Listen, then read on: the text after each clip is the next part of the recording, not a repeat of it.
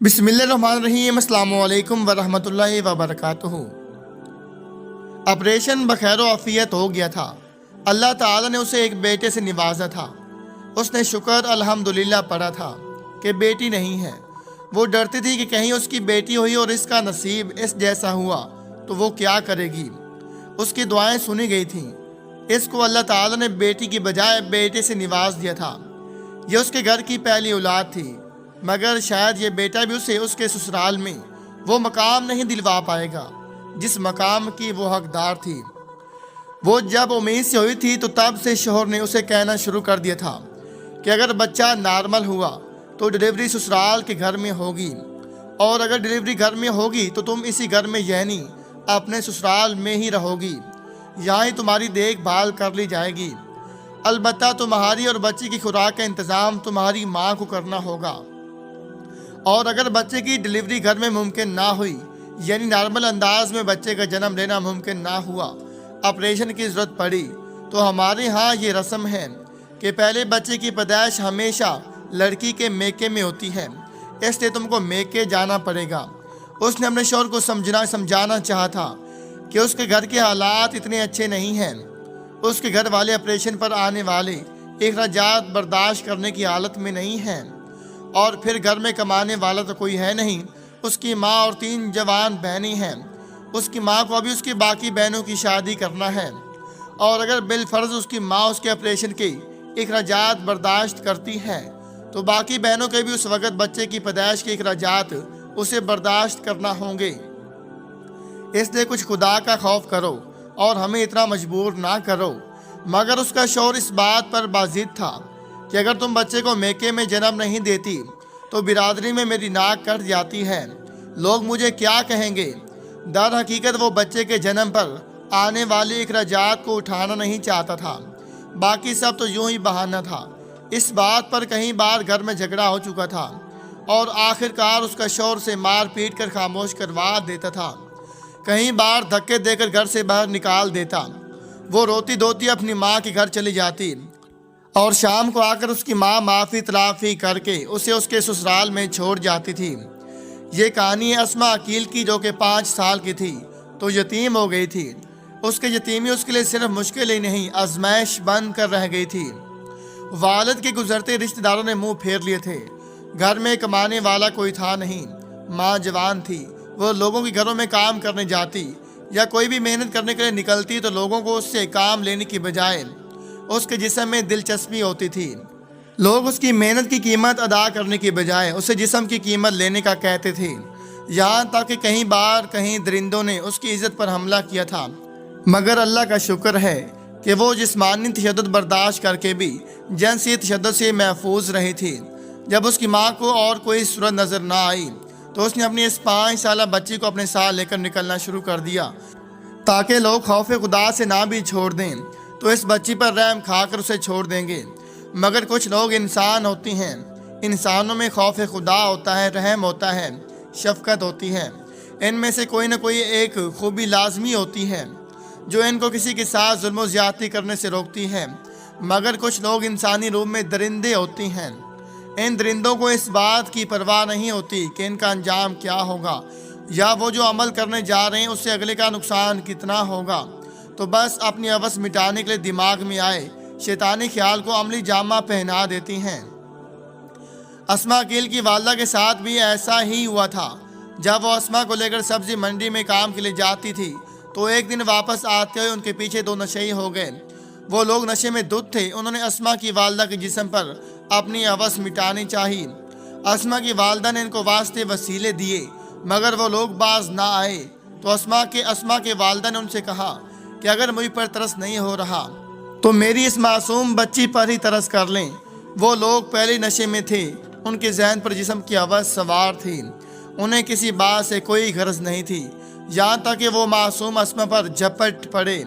अस्मा की वालदा ने चीख चिल्ला कर लोगों से मदद तलब की। राह से गुजरते हुए 2-3 लोगों ने आकर उनकी जान बचाई और इनको बाहिफाजत घर पहुँचाया। उस दिन के बाद अस्मा की वालदा ने अपनी बेटी को अपने साथ ले जाना बंद कर दिया। उसने फैसला किया कि अगर खुदा न ख्वास्ता कभी किसी दरिंदे का शिकार बनना भी है तो कम अज़ कम मेरी मासूम बच्ची तो ना बने। جو کچھ ہونا ہے میرے ساتھ ہی ہو۔ یوں محنت مشقت کرتے، لوگوں کی آواز بری نظریں سہتے، لوگوں کی دستے درازیوں کو برداشت کرتے ہوئے اسما کی والدہ کی جوانی اور اس کا بچنا گزرتا رہا اور وہ رخصت ہو کر اپنے سسرال آ گئی۔ اسے جو شوہر ملا وہ بھی ہم سفر بننے کے بجائے ایک سوار بنا اور اسما کو سواری بنا دیا۔ اس بیچارے کے ذمے سسرالی گھر کے ہر فرد کی خدمت تھی۔ اگر کسی کو کوئی بھی شکایت اس کی ذات سے ہوتی تھی تو وہ فوراً اس کے شوہر کو شکایت کرتے اور اس کا شوہر آ کر اسے آؤ دیکھا نہ تھاؤ پیٹنا شروع کر دیتا۔ اسے پتہ تھا کہ اس کے پیچھے آنے والا کوئی نہیں ہے، کوئی اس سے آ کر پوچھنے والا نہیں ہے کہ تم نے ہماری بیٹی یا بہن پر ہاتھ کیوں اٹھایا ہے، اور اس بات کا وہ خوب فائدہ اٹھاتا تھا۔ کئی بار اس نے اسے مار پیٹ کر اپنے گھر سے نکال دیا تھا۔ وہ روتی دھوتی اپنی والدہ کی دہلیز پر چلی گئی تھی۔ وہاں جا کر اس کی والدہ نے اس کے زخموں پر مرہم رکھا تھا، اس کی چوٹوں کی گرم ریت سے ٹکور کی تھی، اور جب اسے کچھ سکون ہو گیا تھا تو اسے دوبارہ لے کر اس کے سسرال آئی تھی۔ اس کے شوہر سے آ کر معافی تلافی کی تھی، سسرالیوں سے معافی تلافی کی، اور اس کو دوبارہ سسرال چھوڑ گئی تھی، کیونکہ وہ جانتی تھی کہ وہ اپنی بیٹی کو اپنے گھر میں بٹھا کر نہیں رکھ سکتی۔ گو کہ جب کوئی بھائی یا والد ہوتا ہے یا گھر کا کوئی بھی بڑا مرد ہوتا ہے تو جب اپنی بہن بیٹی کے گھر جاتا ہے تو اس کے سسرال والے اس کی بیٹی سے جھگڑا کرتے ہیں تو وہ جا کر یہ ضرور کہتا ہے کہ ہمیں ہماری بیٹی گھر میں رکھتے ہوئے کوئی مہنگی نہیں ہے، اور سسرال والوں کو یہ بات پتہ ہوتی ہے کہ جس بچی کو انہوں نے 20-25 سال پہلے کھانا کھلا لیا ہے ان کے لیے اس بچی کو گھر میں بٹھا کر مزید کھانا کھلانا کوئی مشکل نہیں ہے۔ انہوں نے اگر بچی کو ہمارے پاس بھیجا ہے تو ان کا مقصد یہی ہے کہ ان کی بچی کا گھر بسے، اس لیے وہ لوگ بھی اس بات کو اچھی طرح سمجھ لیتی ہیں۔ مگر بیچاری اسما کے معاملے میں ایسا کچھ بھی نہیں تھا، کوئی نہیں تھا جو اس کے پیچھے جاتا، جو اس کی بات کرتا، اس لیے وہ انہی حالات کا سامنا کر رہی تھی اور انہی حالات سے گزر رہی تھی، یہاں تک کہ وہ امید سے ہو گئی تھی، اور جب سے وہ امید سے ہوئی تھی اس وقت سے گھر میں ایک نئی بحث چھڑ گئی، اور اس بحث میں بھی کہیں بار اختتام اسما کی مار پیٹ پر ہوتا، اسے گھر سے نکالنے پر ہوا، جا کر اس کی ماں کی اس کے سسرال والوں سے معافی تلافی مانگنے پر ہوا۔ اسما کا آخری مہینہ چل رہا تھا، ڈاکٹروں نے اس کے لیے آپریشن تجویز کر دیا تھا، مگر اس کے باوجود اس کی والدہ کے کہنے پر ڈاکٹر صاحب نے یہ بات کہی تھی کہ وہ ہر ممکن کوشش کریں گے کہ بچے کی ڈلیوری نارمل ہی ہو جائے تاکہ ان کا خرچہ بچ جائے۔ اس کی ماں نے باقاعدہ ڈاکٹر کے قدموں میں بیٹھ کر ہاتھ جوڑ کر کہا تھا کہ وہ آپریشن کی فیس ادا نہیں کر سکتی، مگر وہ ڈاکٹر بھی مسیحا نہیں تھا۔ اس نے صاف کہا تھا کہ میں اپنے طور پر کوشش کروں گا کہ آپریشن نہ کرنا پڑے، بالفرض اگر آپریشن کرنا پڑ گیا تو میں آپریشن کی فیس میں کسی قسم کی کوئی کمی نہیں کروں گا۔ اگر آپ لوگ مجھ سے آپریشن کروانا نہیں چاہتے یا علاج معالجہ کروانا نہیں چاہتے تو آپ کسی اور ڈاکٹر کے پاس جا سکتی ہیں، میں اپنی فیس ایڈوانس میں لوں گا۔ میں تب تک آپ کی بیٹی کو آپریشن تھیٹر میں لے کر نہیں جاؤں گا جب تک مجھے میری فیس نہیں مل جائے گی، بھلے ہی آپ کی بیٹی یہاں مریضوں کے بستر پر پڑی پڑی تڑپ کر مر جائے۔ اسما کی والدہ نے جب ڈاکٹر کی یہ بات سنی تو اپنی آنسو پوچھتے ہوئے گھر واپس آ گئی۔ اس نے گھر آ کر مجھے بلوا بھیجا۔ میں ان کے گھر گیا تو انہوں نے سارا واقعہ مجھے سنایا۔ میں نے ان کی اجازت سے ایک بار اسما کے شوہر سے بات کی۔ میری بات سن کر اسما کے شوہر نے اپنا لہجہ زیادہ تلخ کیا اور مجھ پر رعب ڈالنا چاہا، تو میں نے اسے بڑے نرم انداز میں کہا کہ میں تمہاری بیوی نہیں ہوں، بات سوچ سمجھ کر کرنا۔ واضح میں کوئی چور ہوں جو تو اسے دبوں گا، منہ توڑ کے رکھ دوں گا اگر تلخ ہوا تو۔ جب اسے یقین ہو گیا کہ میں اس کی ساس اور بیوی کی طرح اس کے رعب اور دبدبے میں آنے والا نہیں تو اس نے اپنے لہجے کو ذرا دھیما کر لیا اور مجھے صاف صاف کہا کہ میں اپنی بیوی کے آپریشن میں کسی قسم کی کوئی مدد نہیں کر سکتا۔ ہمارے ہاں یہ رسم ہے کہ پہلے بچے کی پیدائش بیوی کے میکے میں ہوتی ہے۔ جب وہ کسی بھی صورت میں آپریشن کے اخراجات برداشت کرنے کے لیے راضی نہ ہوا تو میں نے اسے کہا کہ تم مہربانی کرو، آدھا خرچہ تم کر دو، آدھا ہم لوگ کر دیتے ہیں۔ وہ اس بات پر بھی راضی نہ ہوا اور اس نے صاف صاف کہا کہ اگر تم لوگ ایسا نہیں کر سکتے تو میں اس کو طلاق دے دوں گا۔ تم لوگ اس کی کسی ایسے شخص سے شادی کروا دینا جو اس کا آپریشن کروا سکے۔ جب میں نے بات کو بگڑتا دیکھا تو ذرا دھیما پڑ گیا اور اپنا کوئی مطالبہ منوائے بغیر ہی واپس آ گیا۔ اس کے بعد میں ڈاکٹر سے ملا، ڈاکٹر سے التجا کی کہ اسے ہاتھ جوڑے، ایک اور ڈاکٹر سے سفارش کروائی۔ اتنی منتوں سماجوں کے بعد وہ ڈاکٹر اس بات پر راضی ہو گیا کہ وہ آدھی فیس ایڈوانس لے لے گا اور باقی کی آدھی فیس اسے کچھ عرصہ بعد ادا کر دی جائے۔ میرے لیے یہ بھی بہت بڑی سہولت ہو گئی تھی کیونکہ اب سارے اخراجات مجھے ہی برداشت کرنا تھے۔ خیر میں خود اس قابل نہیں تھا۔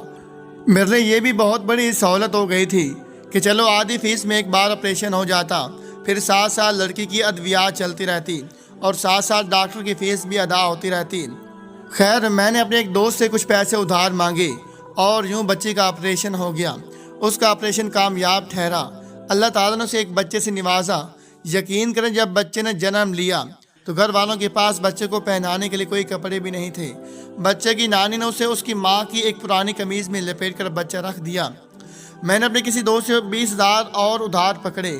اس سے نہ صرف بچے کے لیے خوراک کا بندوبست کیا، اس کے لیے کپڑے، سردی سے بچاؤ کا سامان، بچے کی اپنی اور اس کی والدہ کی ادویات وغیرہ خریدیں اور ان کو لے کر گھر آ گیا۔ یقین کریں جس وقت وہ لڑکی اپنی اولاد کے ساتھ باحفاظت گھر پہنچ گئی تو گھر آ کر اس نے مجھے قسم اٹھا کر بتایا کہ اس نے زہر کی گولیاں خرید رکھی تھیں اور اس نے فیصلہ کر رکھا تھا کہ جب بچے کو جنم دیتے وقت اس کو شدید تکلیف ہوگی تو وہ زہر کھا لے گی اور اپنی زندگی کا خاتمہ کر لے گی، کیونکہ اسے اس بات کی کوئی امید ہی نہیں تھی کہ اس کے گھر میں اتنی رقم جمع ہو جائے گی کہ اس کا آپریشن ہو سکے۔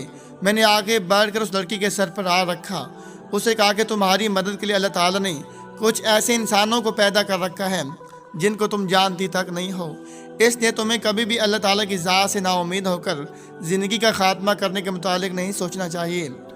اللہ گواہ ہے کہ اس عورت نے کہا تھا کہ میں ان لوگوں کو سر سجدے میں رکھ کر دعا دوں گی آج جن کی وجہ سے میری اولاد دنیا میں آئی ہے، اور میری یہ دعا ہے کہ میری اولاد دنیا میں جتنی سانسیں لیں اللہ تعالیٰ ہر سانس کے بدلے ان کو لاکھوں کروڑوں گنا زیادہ اجر عطا فرمائے، اور میں جب تک جیوں گی ان کے لیے دعا گو رہوں گی۔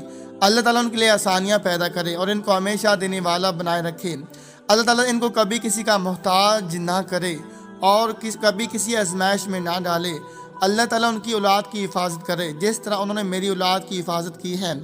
اللہ تعالیٰ ان کو اولاد کے لیے دونوں جہاں آسان کرے اور ہر مشکل میں ان کا یوں سہارا بنے جیسے وہ میری مشکل میں میرا سہارا بنے ہیں۔ میں تحریر کے آخر میں صرف اتنا کہنا چاہوں گا کہ خدا را اللہ تعالیٰ سے ڈریں۔ اگر آج آپ یوں کسی پر ظلم کریں گے تو کل کو اللہ تعالیٰ کے سامنے پیش ہونا ہے۔ کل کو اپنے اللہ کے سامنے آپ کیا جواب دہ ہوں گے؟ اللہ تعالیٰ ہم سب کو عمل کرنے اور سمجھنے کی توفیق عطا فرمائے۔ آمین۔ جزاک اللہ۔